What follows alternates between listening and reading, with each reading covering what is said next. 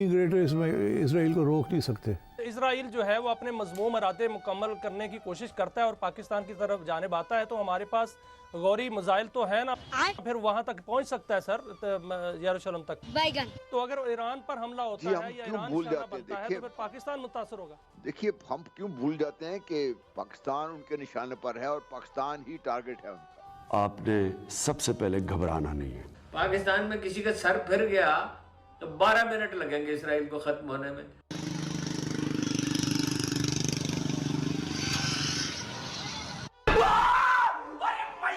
अभी इसराइल के अंदर वो जो राइट विंग ग्रुप्स हैं जी, वो कह रहे हैं कि दमास्कस जो है वो अब इसराइल का हिस्सा है। उन्होंने ईरान को न्यूट्रलाइज कर दिया, उन्होंने हिजबुल्लाह को उड़ा के रख दिया, उन्होंने हमास को उड़ा के रख दिया। उम्मत मुसलमान समेत दुनिया की तमाम ताकतें सिर्फ ज़बानी मुज़म्मतों को काफ़ी समझे हुए हैं। मुज़म्मती बयानात, मुज़म्मती बयानात, आगे भी चलें। खुली बदमाशी कह सकते हैं। आलमी इदारे इस वक्त खामोश तमाशाई हैं, अक़वाम मुत्तहिदा खामोश तमाशाई बनी हुई है और मुस्लिम ममालिक की OIC जो है वो खामोश तमाशाई है। इसराइल का जहां दिल चाहता है, जहां इनका जी चाहता है, बमबारी करके बर्बादी फेर देते हैं ये। तो दोस्तों, आप सबका स्वागत है मेरी एक और नई रिएक्शन वीडियो में। ये वीडियो 9.India का है, जो कि भाई इजराइल के ऊपर है। मतलब पाकिस्तान मीडिया में इजराइल की बातें चल रही हैं कि इजराइल कब्जा कर रहा है, ये कर रहा है, वो कर रहा है। तो मेरे हिसाब से तो भाई इजराइल अपने आप को सेफ कर रहे हैं। ग्रेटर इजराइल का जो सपना है वो व्हाटएवर, मुझे नहीं पता आगे क्या करना चाहता है क्या नहीं, लेकिन उतना पागल नहीं है कि इतनी लंबी वॉर लड़े। हाँ, ईरान को पहले का जरूर, ट्रंप के आने के बाद तो और उसको छूट मिल जाएगी। बाकी देखते हैं भाई पाकिस्तान मीडिया क्या बोलता है क्या नहीं। चलते हैं इस वीडियो की तरफ, लेकिन वीडियो शुरू करने से पहले वीडियो को लाइक कर लें, चैनल को सब्सक्राइब कर लें, बेल आइकन दबाना ना भूलें ऐसी और मजेदार वीडियो देखने के लिए, साथ के साथ इनका रिएक्शन और मेरे फैक्ट्स देखने के लिए। शुरू करते हैं वीडियो बिना किसी देरी के, चलते हैं वीडियो की तरफ। सिचुएशन क्रिएट होगी और क्या एक फ्री हैंड अब इजराइल को मिल रहा है और वो रन ओवर कर जाएगा दमास्कस से आगे तक। इसमें कुछ लोग ये भी ताबीर कर रहे हैं कि जब आपका अपनी आवाम के साथ कनेक्शन ना हो तो फिर बशर अल असद जैसा अंजाम होता है, जिस तरह से वहां पर वन मैन शो या डिक्टेटरशिप रही। मेरा आपसे सवाल ये है कि ईरान के पास अब फिर क्या ऑप्शन है to counter this threat? Nuclear होना या क्या? न्यूक्लियर तो अभी नहीं है उनके पास इतनी फैसिलिटी कि वो फौरन न्यूक्लियर हो जाए। बड़े लिमिटेड ऑप्शंस हैं। अच्छा, न्यूक्लियर तो ऐसे बोलते हैं जैसे साला चूरन हो। न्यूक्लियर होना, ये करना, वो करना। भाई चूरन तुमने क्या समझ रखा है? न्यूक्लियर होगा तो उसको अगर उसने चला भी दिया तो उसका क्या हाल करेंगे? पूरा वर्ल्ड क्या हाल करेगा? उसके ऊपर ना हर तरफ से हमले होंगे, हर तरफ से। इतने लोग मारेंगे शायद पूरी ईरान की आबादी खत्म कर दें। लेकिन अभी इनके मूड में है कि भाई जो इसको पागल के बच्चे को इसको हटाएं। और ट्रंप के आने के बाद वो कुछ ना कुछ खेल तो भाई खेला तो होगा, खेला तो तगड़ा होगा, ये तो है। इस वक्त ईरान की सिर्फ दोस्ती रशिया के साथ जी, रशिया ही है जो कि उनको सपोर्ट कर रहा है और बाकी तो उनके पास कोई सपोर्ट बेस नहीं है। टर्की जो है वो तो अब एक्चुअली ईरान से लीडरशिप छीनना चाह रहा है। Turkey wants to be the leader of the Islamic world जी। मेरा नहीं ख्याल है कि इजराइल का रास्ता रोकने के लिए हमको कोई और रुकावट ऐसी रह गई है। कल तक की जो खबरें थी, मैं आज की मैं लेटेस्ट नहीं देखी अभी। इजराइल और अमेरिकन एयरफोर्स ने मिलाकर जो सीरिया की एयरफोर्स थी, उनके जो टैंक्स थे, वो तकरीबन तबाही कर दिए हैं। ईरान की इकोनॉमी का बहुत बुरा हाल है। ईरान के ऊपर सैंक्शंस लगे हुए हैं। ईरान जो है वो इस वक्त सर्वाइव कर रहा है, वो तेल दे रहा है चाइना को और रशिया को। और रशिया की हालत भी इतनी अच्छी नहीं है। ये यूक्रेन वॉर ने उसको काफ़ी डिप्लीट किया है। सो आई एम थिंकिंग कि अब और भी प्रेशर आएगा on Iran and on Russia. अब कैसा आएगा, डोनाल्ड ट्रंप की क्या पॉलिसी होगी, क्या वो जो अमेरिकन वॉर मशीन है उसका साथ देगा या वो पुतिन के साथ कोई मुकमुका करके ये जंग ख़त्म करेगा, आई कांट से। मगर मुझे ये पता है कि ईरान के पीछा ये नहीं छोड़ेंगे। तो नाज़रीन, इस वक्त जो सूरत हाल है वो ये है कि लेबनान के ऊपर हमले शुरू कर दिए हैं इसराइल ने। वैसे तो रुके ही नहीं थे हमले, रेगुलर हो रहे थे हमले, लेकिन हमलों में नुकसान की नोयत ज़रा कम थी। लेकिन अब जो हमले हो रहे हैं उसमें जो मुसल्लह ड्रोन है उनके ज़रिए अटैक शुरू कर दिए गए हैं। कि ये जो इसराइली ये जो पैलेस्टीनियंस को निकाला है वेस्ट बैंक से या गाज़ा से, इनको अब सेटल किया जाए सीरिया के अंदर। इनको सीरिया भेजा जाए। इसीलिए सीरिया को उन्होंने तोड़ के अब अलग कर लिया, यहाँ वो जगह बनाना चाहते हैं ताकि यहाँ आ जाए सबको यहाँ, क्योंकि जॉर्डन ने इनकार कर दिया था लेने से। लेबनान जो है वहाँ तो वैसे ही लड़ाई झगड़े बहुत चल रहे हैं, वैसे भी बड़े पैलेस्टीनियंस वहाँ हैं, तो वो सेफ भी जगह नहीं है। जगह तो टेरिटरी तो सीरिया में है, तो अब सीरिया के अंदर अगर कोई आप एक जगह काट लेते हैं और वहाँ आप सारे रेफ्यूजीज़ को वहाँ भेज देते हैं, तो you cleaned out Gaza and West Bank. इस वक्त जो मंसूबा है हमारा कि हम साउथ लिबनान, तो आप छोड़े लिबनान के साथ, तो हम हिजबुल्लाह का कनेक्शन काट देंगे, हम गजा के ऊपर जो है मुकम्मल तौर पे कंट्रोल हासिल कर लेंगे। शुमाली गजा मुकम्मल तौर पे हमने अपने कंट्रोल में लेना है, और वहीं पे हमास की सारी सुरंगों का नेटवर्क है, तो हमने उसमें ना सिर्फ नेटवर्क को तबाह करना बल्कि हमने जंगी कैदी भी पूरे इसके ऊपर गजा पे कब्जा करके लेने हैं। तो नाज़रीन, ये इस वक्त ढिठाई का आलम है। दूसरी जानिब आप अंदाज़ा लगाएं नाज़रीन कि एक तरफ ये सब चल रहा है और दूसरी जानिब जो मुस्लिम ममालिक है वो खामोश तमाशाई बन के इसराइल की मुकम्मल सपोर्ट कर रहे हैं। आप अंदाज़ा लगाएं कि सऊदी अरेबिया ने क्या बयान दिया है। उन्होंने मजम्मत करने की बजाय उन्होंने कहा कि जो मामला चल रहे हैं वो ठीक है। मुसलमानों का वो मुल्क जो हमें अर्तगाल दिखाता है, ड्रामे वगैरह के घोड़ों पे, यहाँ पे घोड़ों पे सारी कौम चलती जा रही है। उस तरह की पगड़ियाँ पहनना शुरू हो गए हैं शादी ब्याह पे, और दूल्हा जो थे सारे क्या मुर्दगा घोड़ों पे नहीं किसी और पे आते हो, ठीक है ना। और भाई इसराइल ने, देखो मेरे को लेबनान का नहीं पता, लेकिन हाँ मेरे को सीरिया का पता है कि वहां पे 250-300 उसने अटैक करे हैं। वो उनकी एयरफोर्स मिलिट्री जो उनके हथियार खत्म करे हैं ताकि ये लोग थ्रेट आगे ना रहें।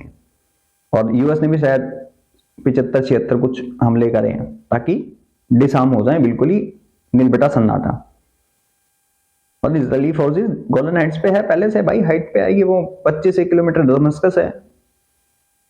कर लेगी, अच्छी बात है, कम से कम तुम्हें अच्छी जिंदगी तो मिलेगी। चूती हो, गू तो नहीं खाना पड़ेगा तुम्हें, लेकिन तुम्हें पसंद नहीं है ना, अच्छी जिंदगी तुम्हें पसंद नहीं है, अच्छी टेक्नोलॉजी तुम्हें पसंद नहीं है, अच्छी शिक्षा तुम्हें पसंद नहीं है ना, ये तुम्हारी गंदी हरकतें, इसलिए तुम्हें पसंद है गंद, तुम्हें पसंद है जिहाद, तुम्हें पसंद है फटना। तो भाई, और एक तो न्यूज एंकर कहता कि जो लोग वहां पे हैंगे बच गए हैं, जिनके बाप दादा मर गए उनके अंदर, क्या वो जाके फटेगा नहीं वहां पे? अब जो वॉर में मारे जाते हैं वो क्या जाके उनके बच्चे फटते हैं उन देशों में? अब यूक्रेन वॉर में, रशिया वॉर में कितने मारे गए, क्या वो एक दूसरे के देश में आके फटेंगे क्या? निहाती चूचू के मुरब्बे वाली बातें करते हैं सारे के सारे, इसलिए मैं इनको चूचू बोलता हूं, मुरब्बा बोलता हूं, अच्छे वाला। ढिठाई किसकी? ढिठाई उस पर हमला कराए हैं। तुम लोगों ने क्या करा है? तुम लोग यहाँ पे बैठ के व्लॉग बनाते हो, चीखे मारते हो, रोडों पे चीखे मारते हो। तुम लोगों ने क्या करा? तुमसे तो एक स्टेटमेंट नहीं दी गई, और तुमको समझ क्यों नहीं आता? हर देश के अपने इंटरेस्ट होते हैं जाहिलों। तुम चूती हो, दुनिया थोड़ी ना है, तुम जिहादी हो, और देश नहीं है ना, इसलिए तुम्हें और देशों से भगाया जाता है।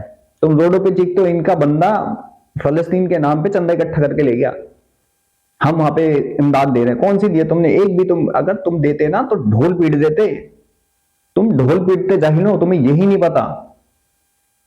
तुम खा जाते हो पैसे लोगों के उन्होंने दिए जज्बात में, और ये खा गए पैसे बंदे। हम वहां पे इमदाद कर रहे हैं, कुछ भी नहीं कर रहे तुम। इनका वही है ना, वो जो एक हाथ में कुरान रखो, एक हाथ में बटन न्यूक्लियर का, जाओ भीख मांगने। कैसे नहीं देगा पैसा? तेरे बाप का पैसा है, तेरे बाप का पैसा है। कोठियों में रहने वाले कुत्ते की तरह चीखते हो तुम, महलों में रहते हो, 8 लाख का सूट, 9 लाख के जूते पहन के, 2 लाख की घड़ी पहन के भीख मांगने जाते हो। तुम लोगों की हालत पता है क्या है? तुम लोगों के देश के ही लोग तुम्हें क्या बोलते हैं, सुनो जरा। नवाज शरीफ, मरियम नवाज के ये हालात हैं, बाहर जाते हैं इनको चोर चोर बोला जाता है। कैसे बोला जाता है, कैसे टीज किया जाता है इनको, बताओ। बाहर एक इनका ही पता नहीं कौन गया था, उसको कहते थे चाकू मार दूंगा तेरे को। अपने देश के लिए कर लो जाहिलो, दूसरे के फड्डे में टांग अड़ाओगे तो फटके हाथ में आ जाएगी, और तुम्हारी फटती रहती है। और ऐसे जलील होते रहोगे जब तक तुम ये हरकतें नहीं छोड़ोगे ना, गंदी हरकतें। दूसरे के देश में झांकना, वही दूसरे घर में झांकने की आदत बुरी आदत, गंदी आदत। दूसरे की बहू बेटियों पे झांकना, गंदी आदत। तो यही होगा तुम्हारे साथ। क्या होगा? गाजी बन गए, और जो तैयब उर्दुगान को इतना इतना हीरो कहते थे, जब मैंने कहा था कि आपको एक दिन ये आपको अपनी औकात दिखाएगा तो आपको पता चलेगा। आज टर्की और इजराइल मिलकर सीरिया के ऊपर काबिज है। रेबल फोर्सेस भी हैं। रेबल फोर्सेस जो हैं उनके अंदर जितने लोग हैं वो या इजराइल के ट्रेंड हैं या अमेरिका के ट्रेंड हैं। लेकिन सबसे इम्पोर्टेंट दिन जो है कि अगर आप नक्शे के ऊपर देखें और ठंडे दिल से आप देखें, जो मैं आपको बात कह रहा हूँ, तो इजराइल है, उसके नेबरहुड में गाज़ा तो ख़त्म हो गया। गाज़ा तो एक कब्रिस्तान बना हुआ है, मैस कब्रिस्तान है। दूसरा रह गया लेबनान, तो लेबनान की भी कमर तोड़ दी इजराइल ने। और अब बाकी रही सही कसर जो है वो उन्होंने अगले 1-2 महीने में निकाल देनी है। आप और हम वीलॉग ही करते रहेंगे और लोग सुनते रहेंगे, या व्हाट्सएप पे हम कभी कभी बुरा भला कह देंगे। जब हम कोई लोकल सियासत से हमें फुर्सत होगी तो हम उसके ऊपर कोई बात कर लेंगे, वरना कोई बात करने की ज़रूरत नहीं है। यमन उनके लिए कोई अब इट्स ऑफ नो कॉन्सिक्वेंस।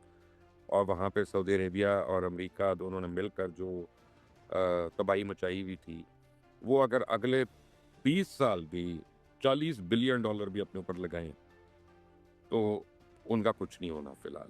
ये नहीं आप राइट ऑफ कर दें। इराक अब बिल्कुल एक किस्म का नॉन एंटिटी हो चुका है। तो अब होगा क्या कि आप इजराइल का बॉर्डर देखें तो इजराइल के पहले जो सपोजिडली इनसिक्योर बॉर्डर्स थे और इजराइल को जिन मुसलमान ममालिक से खतरा रहता था वो खत्म हो गया। भाई देख, यूएस को चाहिए यमन वाला हिस्सा, ठीक है ना, वो पक्का लेगा वो, क्योंकि वहां से सुएज कनाल निकलता है, वहां पे तो भैया जहाज जाते हैं, वहां पे करेगा। जैसे कि ये लोग उसको भी तोड़ना चाहते हैं। और टर्की पता है क्यों इन्वॉल्व है? कुर्दों की वजह से। कुर्द चाहते हैं कि हमारे कुर्द वाले बंदे हैं जो टर्की के साथ लगा हुआ है वो कुर्दिस्तान बन जाए। टर्की चाहता नहीं है, टर्की कब्जा करना चाहता है। टर्की चाहता है मैं थोड़ा और फैल जाऊं, इजराइल चाहता है मैं और फैल जाऊं, इसलिए वो सीरिया को खत्म कर देंगे। और सबसे बड़ी बात देखो किसको सपोर्ट करा भाई, यूएस ने सपोर्ट किसको करा है? एक टेररिस्ट को यूएन डेजिग्नेटेड, उसमें $1 मिलियन के इनाम हैंगे, बताओ।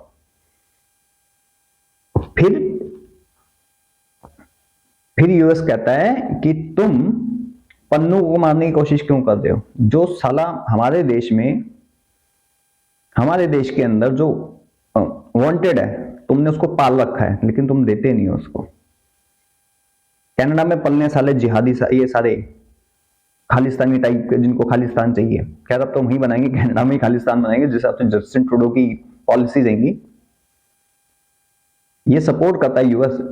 लादिन को किसने बनाया? यूएस नहीं बनाया था भाई, लादिन को यूएस ने बनाया। जब लादिन को पता लगा, उसको लगा, फील हुआ कि भाई ये तो मैं यूज हुआ हूं, तब जाके प्लेन लेकर घुस गया, मार दिए 3-4 हजार लोग यूएस के, इस वजह से। और ये लोग बैठ के अपनी पब्लिक को भड़काते रहते हैं। भाई देखो कैसे भड़का रहा है ये बंदा कि हम लोग ये लोग करते रहेंगे, आप सुनते रहोगे। तो क्या करें?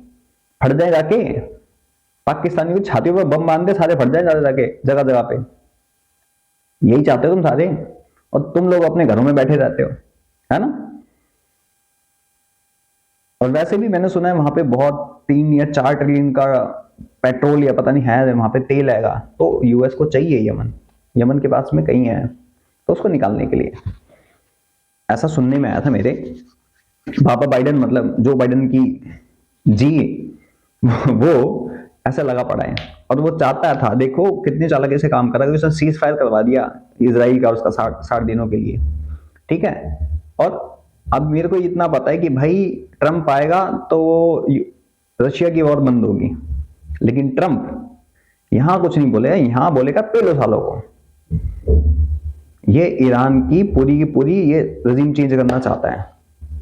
बाकी आप सबको क्या लगता है इन पाकिस्तानियों के बारे में, यूएस के बारे में और इन सब के बारे में कमेंट सेक्शन में जरूर बताएं। मैं चलता हूं, मिलता हूं सबको किसी और वीडियो में, तब तक के लिए जय हिंद, जय भारत।